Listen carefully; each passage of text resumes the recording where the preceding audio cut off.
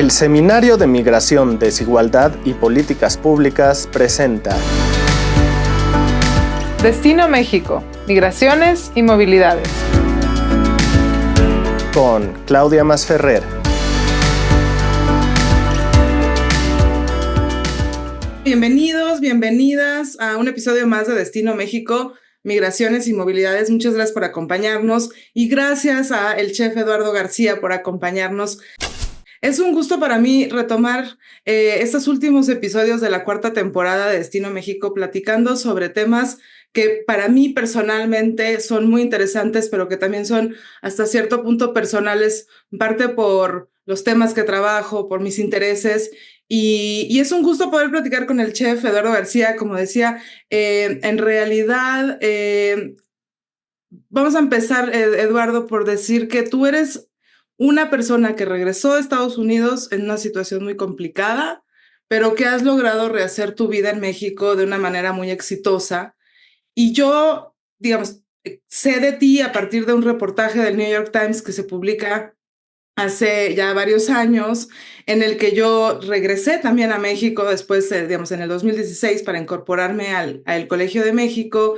Y a mí algo que me llamaba siempre la atención y que estaba en mi cabeza, en mi mente, era ¿por qué el retorno tiene resultados tan divergentes? Porque hay personas que regresan y que la arman muy bien, que son, digamos, pueden rehacer su vida después de tener una vida en Estados Unidos muy diferente, y hay otras personas que no. Y que me gustaría empezar con eso, con esa pregunta, para que nos cuentes tú sobre tu experiencia en Estados Unidos, sobre tu retorno, y un poco entender también qué condiciones necesitaríamos para que más personas que regresan en contextos tan complicados como el tuyo puedan rehacer su vida, y ser felices y al mismo tiempo poder, digamos, tener éxito en cómo define cada quien este éxito personal. Bienvenido a este proyecto Destino México. Gracias. Pues mi nombre es Eduardo García, soy el chef propietario no solo de Máximo, sino de 11 empresas, en 11 conceptos aquí en la Ciudad de México, bueno, en conjunto con mi esposa y con ex empleados de Máximo. Y pues bueno, si yo puedo, todo el mundo puede. Imagínate que no solo yo fui deportado a un país que no conocía, porque yo viví 20 años en Estados Unidos y me fui la primera vez a Estados Unidos a los 9 años. Yo llego a México deportado 20 años después.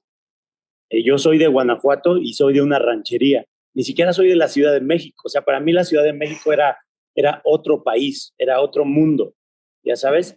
Entonces, si yo puedo, todo el mundo puede. Para empezar, yo soy analfabeto, no tengo educación, nunca fui a la escuela, pero lo que sí tengo es muchísimas ganas, y lo que tenía en ese momento es muchísimas ganas. Y yo, bueno, primero tuve que tomar la decisión de si quería quedarme en México. Y para mí ya no era opción regresar a Estados Unidos. ¿Por qué? Porque yo ya había sido deportado 2 veces y de por vida. Y entonces para mí ya no era una opción. Yo también estuve 4 años preso en Estados Unidos. Algo que pues no me orgullece, pero tampoco me siento avergonzado. Porque lo que te pasa en la vida te va a pasar. Y lo más importante es entender que porque te pasan esas cosas, el mundo no se acaba. O sea, tu vida sigue. Y lo que tienes que hacer es aprender de tus errores y pues vivir, ¿no? Vivir y vivir tranquilo, vivir feliz, porque al final del día, pues para eso estamos aquí. Entonces yo llego a México, a un país donde no conozco a nadie, en toda mi familia vive en Estados Unidos. No conozco al país, pero más sin embargo, yo veo un país con muchos frutos. O sea, yo vi un país donde la gente es feliz, yo vi un país donde sí tiene sus problemas, pero como todos otros países en el mundo, ya sabes. Y bueno, yo me dedico a la cocina, yo soy cocinero, y yo en ese momento vi la oportunidad que México estaba creciendo pues como muchos otros países en desarrollo, y la tomé y aquí sigo, aquí sigo. El tema es que a mí me ha pasado tanto en la vida, cosas buenas, cosas malas, y obvio hay momentos en el que dices, ¿por qué? ¿Por qué a mí? ¿Por qué a mí? Pero la vida es así. Y ahí cuéntanos, o sea, tú estabas en Estados Unidos trabajando en realidad en el campo, creciste, ¿no? Con trabajadores agrícolas, eres de Guanajuato, de una zona, me imagino, pues una ranchería de una zona con mucha emigración a Estados Unidos, con esta región histórica de emigración. Y ahí, digamos, tú nos comentas que tienes a tu familia en Estados Unidos, prácticamente toda. Y te preguntaría, ¿hasta qué punto consideraste, tú dices, ok, me quedo en México o no, pero ¿consideraste ir a Guanajuato? ¿O en realidad ya no hay nadie ahí? Bueno, sí, tienes toda la razón. En Guanajuato, de donde yo soy, ya no hay nadie. O sea, de hecho, mi tío, el último familiar se fue el año pasado. Y esto porque el campo mexicano está muerto. El campo mexicano no tiene valor. Y ese es uno de las grandes razones de por qué tanta gente de México, de los suburbios y de las partes de donde antes se sembraba muchas cosas para el país. Esa es una de las razones por qué se están yendo a Estados Unidos, pues a un país donde sí lo tiene todo, pero también si lo desaprovechas, se te va todo. ¿Ya sabes? Sí, yo soy de papás campesinos, trabajé el campo y en Estados Unidos también trabajaba el campo. ¿Y en qué momento te vas del campo a las cocinas? Nosotros, o sea, nosotros éramos los famosos migrant workers, trabajábamos buscando la pizca en muchos estados de Estados Unidos y dejamos de emigrar en el 2000, en 1993. Yo tenía 15 años y cumplí 16 y ahí fue donde pues me metí a trabajar a la cocina. Era lo único que podía hacer, indocumentado, sin educación, me metí a lavar platos a un restaurante. Cambió tu vida. En realidad, a mí me interesa, incluso estos años que mencionas, estos cambios, porque los que estudiamos migración México-Estados Unidos sabemos que también hay digamos, esta migración interna de personas que llegan al campo en Estados Unidos, que empiezan a asentarse, para los cuales ya ir y venir no es una opción. Justo, de hecho, después del 96 se complica con las políticas, el ir y venir. Empieza a haber más oportunidades en las ciudades y la gente entonces también deja el campo para empezar a trabajar en las ciudades en distintos servicios, pero también en la construcción. Y es interesante que tú vas, digamos, a las cocinas, también ya en un momento de la vida en donde quizás querías vivir en la ciudad, ¿no? Querías tener otra vida un poco más cercana a los intereses de un joven, ¿no?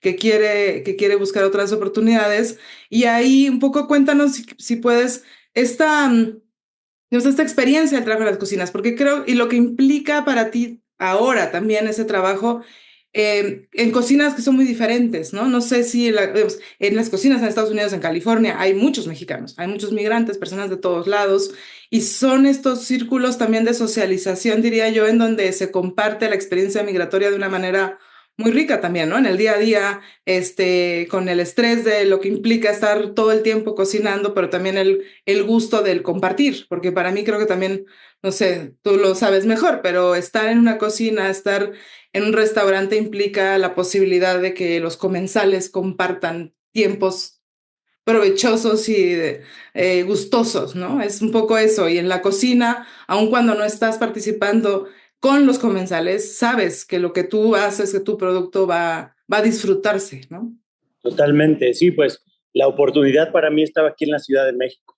O sea, sí era una opción irme a mi rancho, pero pues ahorita no estuviéramos platicando, ¿no? Porque pues en mi rancho se siembra maíz y se, se hace muy poco, ¿no? Y tienes toda la razón. O sea, la cocina, yo no la considero como un trabajo. O sea, la cocina es arte, la cocina es amor, la cocina es pasión, la cocina es una forma de vida para mí. O sea, es lo que sé hacer, más la agricultura. O sea, son las dos cosas que a mí me salen bien. Y bueno, y el enfoque aquí en México para mí era la cocina. En el momento que yo empecé, México estaba creciendo en este tipo de restaurantes como Máximo. Yo llegué a México, afortunadamente, encontré un trabajo muy bueno trabajando con el mejor chef del país, Enrique Olvera. Él me abrió las puertas, él me dio la oportunidad. Ahí fue donde aprendí no solo de la cocina, sino que de mi país. Y también aprendí, pues, como dices, ¿no? Las cocinas en Estados Unidos son distintas a las de México. Ahí aprendí a trabajar en México. Y luego también ahí pasó algo súper importante, que es lo que también a mí me detonó y me enseñó el 50% de mi vida, que es mi esposa. Ahí conocí a Gaby y ella es la que me ayuda a organizar, la que me ayuda a administrar, pues un trabajo que no solo es cocina. Ya sabes, o sea, es la parte administrativa de un negocio como este es de lo más importante. Digamos, se conocen en Pujol y trabajando en uno, como tú dices, con uno de los mejores chefs de México más reconocidos, en un contexto incluso donde, digamos, no había estrellas Michelin, ¿no? En México, pero cambia y decides abrir Máximo. Y háblanos, por favor, de los dos Máximos. De los dos Máximos, pues bueno, yo y Gaby trabajamos, mi esposa se llama Gaby, trabajamos para Enrique 3 años. Después de 3 años de tanto soñar, de tanto querer también nosotros un restaurante, de tanto, pues empezar a hacer nuestra vida económica, ¿no? Porque al final del día, pues para eso trabaja uno. Y también los sueños también tienen que ser económicos, ¿no? Y yo y Gaby nos fuimos a vivir a la Bahía de Banderas, a un pueblito que se llama Yelapa. Trabajamos en un hotel súper chiquito y yo tomé esa decisión de irnos a vivir ahí porque para empezar es el único pueblito en todo el país que no tiene coches. Yo quería vivir fuera de la ciudad donde no hubiera mucha gente porque yo quería conocer más a profundidad a Gaby y ella a mí. Y ahí fue donde literalmente nos conocimos. Ahí fue donde pintamos nuestro primer proyecto, que fue Máximo Bistro, que fue el Máximo Chiquito. Regresando después de 9 meses, nos pusimos a buscar un local para un restaurante y aquí es donde todavía está más romántica la idea, más profunda, más difícil. O sea, yo y Gaby nos pusimos a buscar un local para abrir un restaurante, pero sin dinero. O sea, no teníamos dinero. Ya sabes, algunos ahorros ahí muy pequeños, pero no para abrir un restaurante. Ya sabes, y aún así lo logramos. Logramos abrir un restaurante sin dinero. Y hoy en día, pues te digo, ya tenemos un Máximo grande, ya tenemos 4 restaurantes propios, ya tenemos una sociedad con ex empleados donde tenemos otros 7 proyectos, tenemos casi 400 empleados y lo más interesante de todo este proyecto es que es una empresa para emplear. O sea, nosotros tenemos, pero no tenemos. O sea, tenemos muchísimos empleados, más de los que algunos restaurantes necesitan. En Máximo hay 84 empleados. O sea, más de los que necesita, porque nosotros nos dimos cuenta a partir del Máximo Chiquito que el crear empleo para gente, especialmente que migra a Estados Unidos, el tú crear empleos aquí en México que tienen la misma economía que en Estados Unidos, pero aquí hay algo muy interesante, que aquí sí puedes ir al pueblo a ver a tu familia. En Estados Unidos lo que pasa es que te dejas tu país por un poco de dinero más, pero no puedes ver a tu familia. Yo tengo una cocinera que le acaban de dar su visa, es de Puebla, le acaban de dar su visa hace poco, y fue a ver a su papá. Tenía 18 años sin ver a su papá. Y ese es lo que causa el dólar. Ya sabes, te vas a un país donde pues literalmente no perteneces. Ya ves lo que está pasando con nuestro nuevo presidente que va electo. Más deportations de un mundo que nos pertenece a todos. Tú no puedes regresar a Estados Unidos, como dices, fuiste deportado varias veces, no puedes regresar a Estados Unidos. Viajas mucho por el mundo y bueno, imagino que también es complicado hacerlo sin poder pasar por Estados Unidos de tránsito, pero tú decides contar tu historia y decides contarla, me imagino cuando yo me entero de tu historia, ¿no? En un contexto en donde a veces yo digo que gracias a Trump discutimos en México también el tema migratorio, porque yo venía estudiando el tema de la migración de retorno desde hace varios años ya, y en México me parecía que digamos, la sociedad mexicana no entendía, creo que sigue sin entender, pero no entendía lo que implicaba que una persona fuera deportada o que una persona regresara porque quería visitar a su familia, a su madre que estaba enferma, o regresara porque se quedó sin trabajo después de la crisis, o que regresara porque quería ver, digamos, regresar a su país, hacer algo, no sé, había dejado a alguien y después no podía regresar a Estados Unidos. Y creo que un poco la discusión después de las deportaciones de Obama, cuando llega Trump y en realidad deporta menos, ¿no?, que Obama, lo bueno que hizo Trump es hablar y alertarnos de estas deportaciones y de lo que implicaba. Tú mencionabas ahora justo, bueno, sí, tenemos ahora esta condición en que no sabemos qué va a hacer Trump, no sabemos si es simplemente, digamos, un show, una amenaza, pero por lo menos quizás hace que aquí en México pensemos o repensemos cómo podemos reintegrar a las personas mexicanas que se fueron.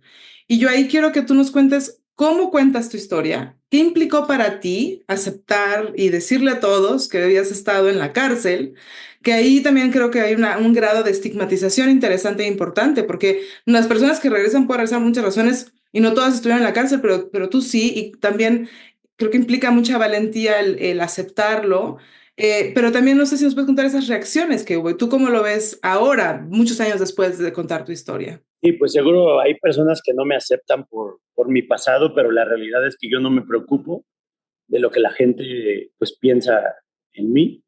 Eh, yo viví en la famosa canción de los Tigres del Norte, La Jaula de Oro.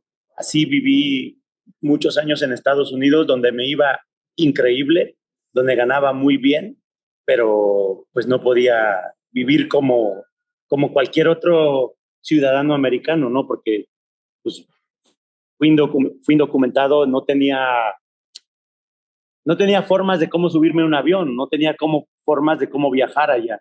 Aquí en México ahora me doy ese lujo en la vida, ¿no? Que a partir de el esfuerzo y el trabajo, pues ahora puedo ir prácticamente a donde me dejen entrar, ya sabes. Pero sí, mira, yo empecé a contar mi historia, la historia de Lalo, un ex convicto, un ser humano, una persona exitosa en un país donde se dice que no hay éxito para una persona de pueblo, para un indocumentado que se fue a Estados Unidos, una persona que logró su sueño mexicano en su país. Ya sabes, yo empiezo a contar mi historia a partir de que sale esta noticia de un mexicano que vivió en Estados Unidos 40 años, lo deportan y su familia se queda allá inmediatamente.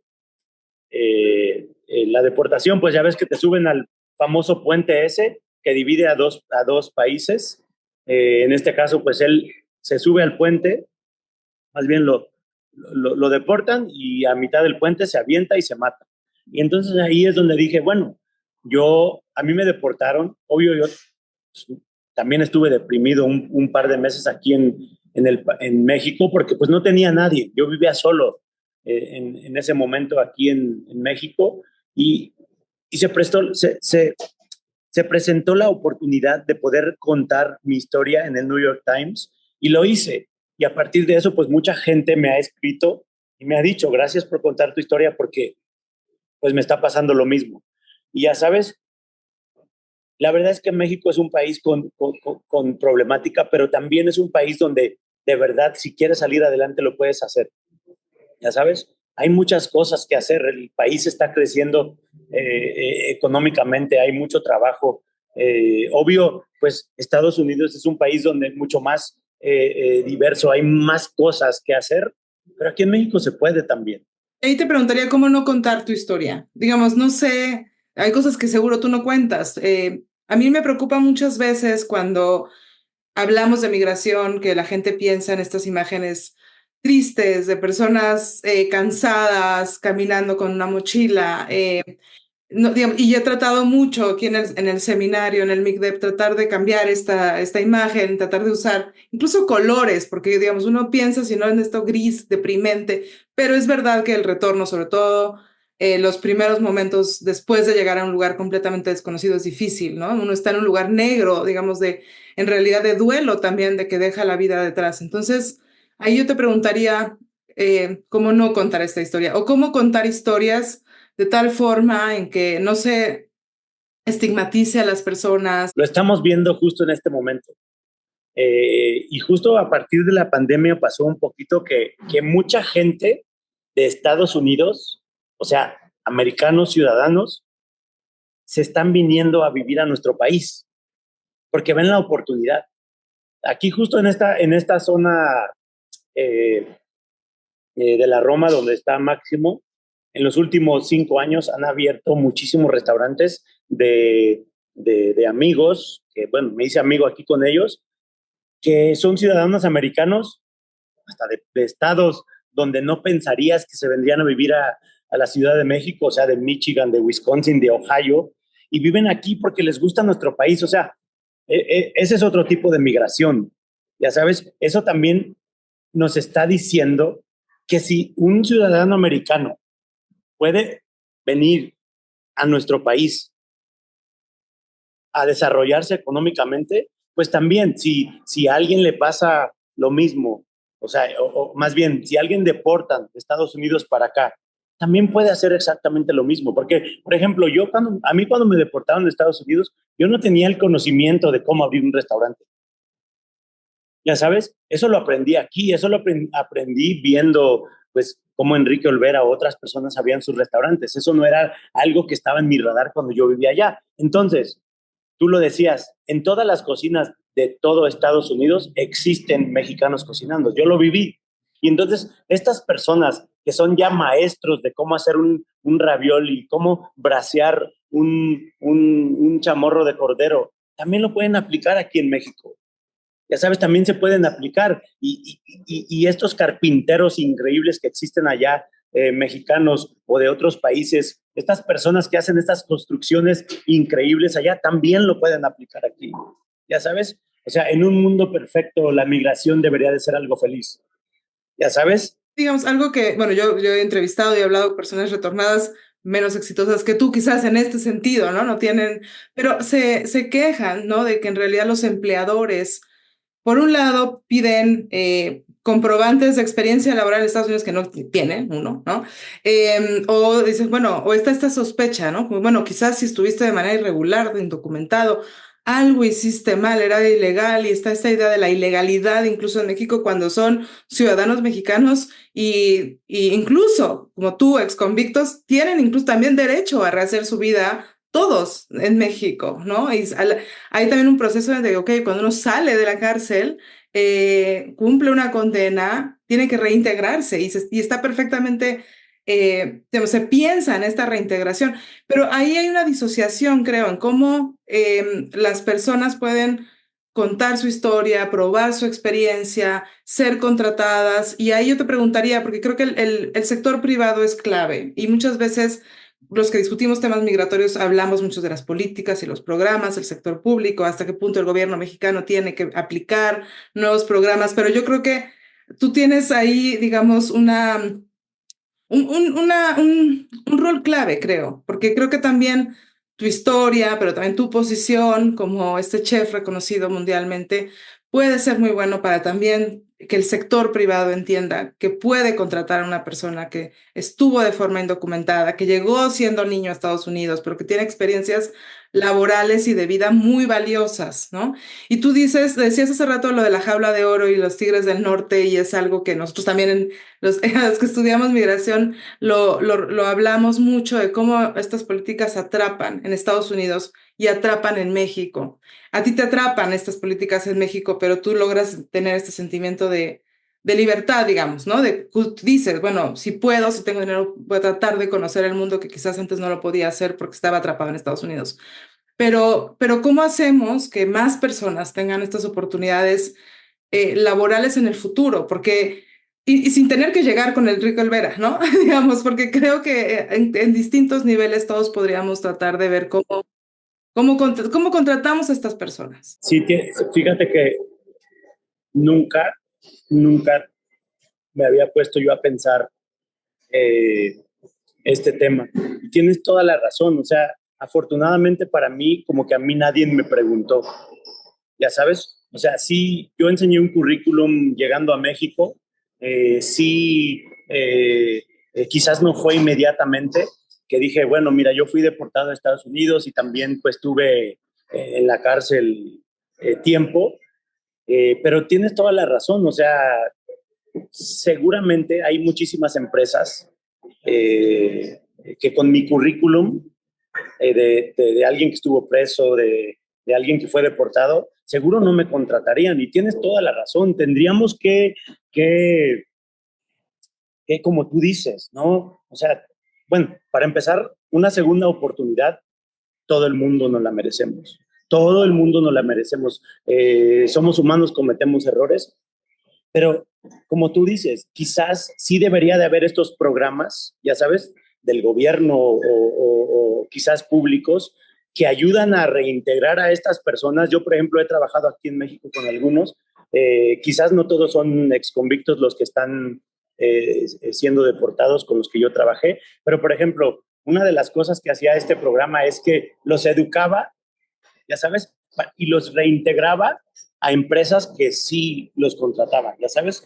Entonces, tienes toda la razón. Yo creo que programas en México de estas personas, porque sí, yo conocí en Estados Unidos personas que se educaron aquí en México universitariamente, se iban para allá y los deportaban. ¿Qué haces en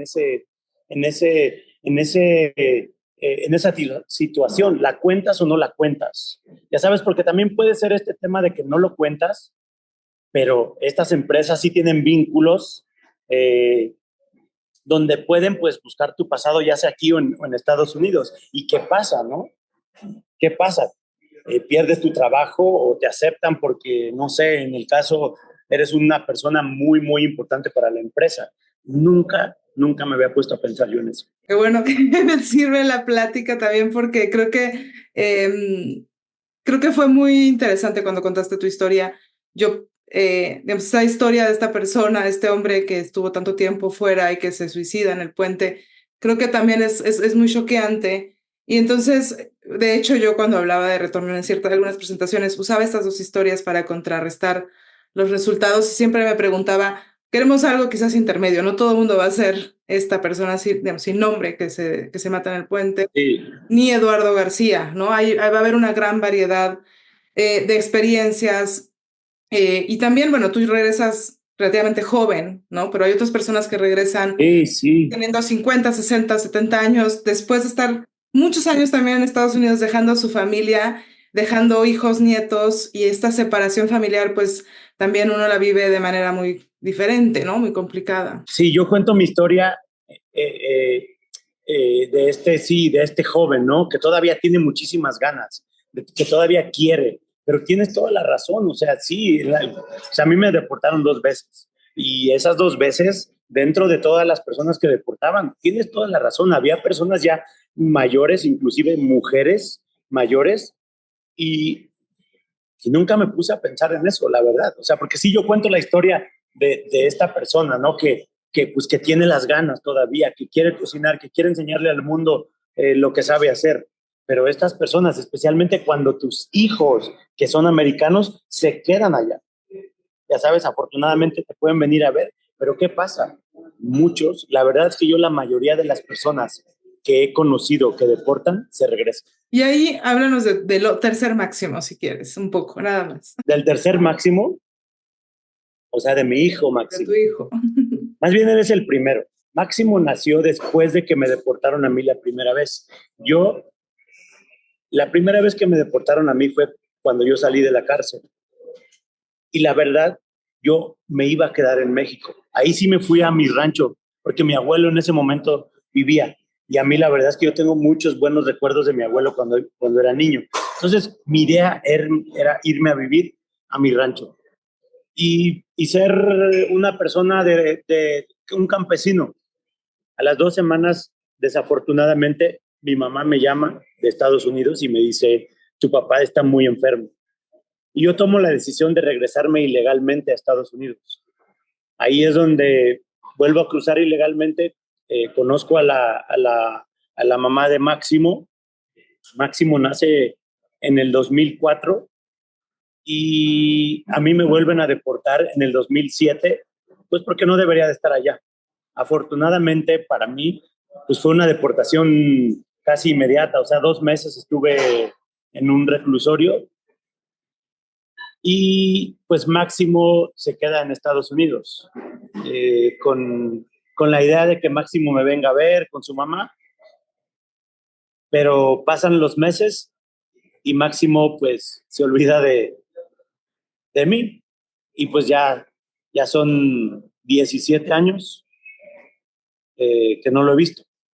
Muchos años le lloré, ahora puedo hablar pues ya sin ese sentimiento porque pues ya fue tanto y la verdad es que hay cosas que simplemente no, uno no puede controlar, ¿no? Y esa es una de ellas. Él ya tiene 19 años, yo he tratado de comunicarme con él, tampoco no lo quiero como empujar, ¿sabes? Le estoy dando su espacio y cuando él ya esté listo, yo también estaré preparado. Y él es Máximo. Él es Máximo, por el cual abres tu restaurante Máximo y te vuelves también este chef reconocido mundialmente, gracias a Máximo. Yo lo que quiero, y te quería preguntar del primer Máximo, de tu hijo, porque también, de nuevo, es un tema súper.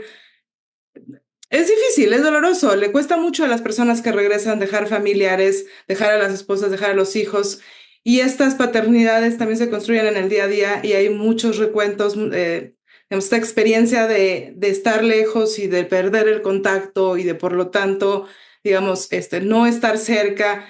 Este sentimiento de pérdida también es bastante común en realidad entre las personas que regresan, que dejan hijos estadounidenses, hijas, padres, madres, ¿no? Y que muchas veces cuesta mucho trabajo hablarlo, justo porque es algo tan personal, ¿no? Sí, pues mira, pues yo soy uno de ellos. Y te digo, pues muchos años estuve triste. Fue yo creo que lo más difícil, porque aparte abro un restaurante con su nombre porque lo quería tener presente todos los días y lo sigo teniendo presente todos los días. Pero entonces hablar de él en aquellos años pues era súper difícil para mí porque pues los primeros casi 4 años de su vida pues los viví al lado de él, ya sabes, y pues fueron uno de los mejores años de mi vida. Y para que de la noche a la mañana esto cambie, y no es como que es algo material, ya sabes, bueno, mi coche se quedó allá, mi casa se quedó allá. No, pues este es mi hijo, es un ser humano al que yo amo y pues te lo quitan, ya sabes, literalmente te lo quitan. No, bueno, y se quedó tu mamá, se quedó tu papá, se quedaron muchos familiares, ¿no? Quiero que empecemos a cerrar esta conversación, sé que estás además muy ocupado, pero creo que nos quedamos con estas ideas de un poco, uno deja cuando regresa, uno gana cuando regresa. Estamos en un momento en donde quizás se ve todo muy pesimista con la llegada de Trump, en donde hay unas amenazas a las deportaciones masivas, y donde creo que de manera irónica, gracias a Trump, quizás hablamos más del tema del retorno y de la deportación y de lo que puede hacer México. Y yo te querría preguntar un poco ya al final esto, digamos, ¿qué hacemos con las personas que regresan y que no queremos que se suiciden en el puente a la llegada? No necesariamente van a ser contratados por Enrique Rueda o por Eduardo García, que también ya ahora es un gran chef reconocido mundialmente. Pero ¿qué hacemos un poco, digamos, en general? ¿Cómo contamos estas historias de retorno, de deportación? ¿Cómo reintegramos a las personas? Y aquí digamos, el tema general de Destino México es ¿qué hacemos para que México sea más acogedor para las personas migrantes y en movilidad, sin importar su origen? Entonces me gustaría acabar con esa reflexión, digamos, ¿puede México ser un mejor destino para todos? Claro que México puede ser un mejor destino para todos. Yo creo que algo súper importante son estos programas. ya sabes, de reintegración, especialmente estas personas que llevan mucho tiempo fuera de México, ya sabes, que escuchan, ya sabes, todo lo bueno y lo malo que pasa en nuestro país. Ya sabes, reintegrarse a un lugar donde no, pues, que no conoces es difícil. Y lo mejor que podemos hacer nosotros, especialmente los empresarios, es justo buscar estos programas. ¿Cómo podemos integrar a estas personas para que no se sientan, ya sabes, menos, para que no se sientan olvidadas, para que no se sientan que no pertenecen a un país, a esta sociedad? Y yo creo que lo mejor que podemos hacer empresarios y ser humanos es justo eso, ayudarles a que se sientan, ya sabes, parte de un país que tiene una cultura increíble, ya sabes, o sea, hoy en día 45 millones de visitantes tenemos en todo el país. ¿Por qué vienen a México? Ya sabes, a pesar de todo lo mal que se habla del país, ¿por qué vienen a México? Tenemos una cultura increíble, ya sabes, tenemos una cocina increíble, tenemos arquitectura espectacular, tenemos naturaleza, ya sabes, tenemos todo lo que tienen otros países. Y yo creo que lo mejor, por ejemplo, en el ejemplo mío, es ayudarles a integrarse, ayudarles a decirle, este es tu país y aquí puedes vivir. Pues muchas gracias, Eduardo. Yo conozco al Máximo chiquito, no conozco al Máximo grandote y no conozco al Máximo tu hijo, pero estoy segura que Máximo, tu hijo, en algún momento también se dará cuenta de cómo lo honras, ¿no? Y de cómo viven tu vida.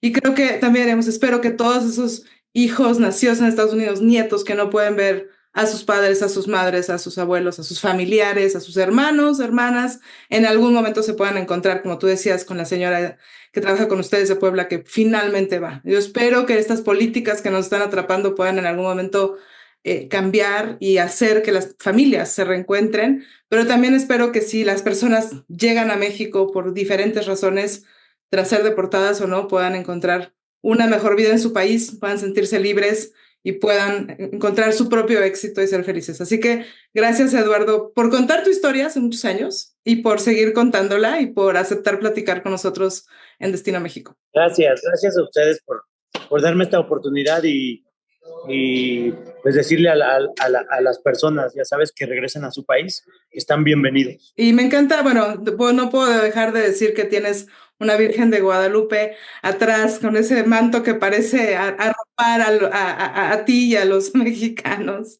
Muchas gracias. Cuídense. Adiós. Muchas gracias, Eduardo. Y los espero a todos y todas en un episodio más de Destino México, Migraciones y Movilidades. Esto fue una producción de la Coordinación de Educación Digital del Colegio de México.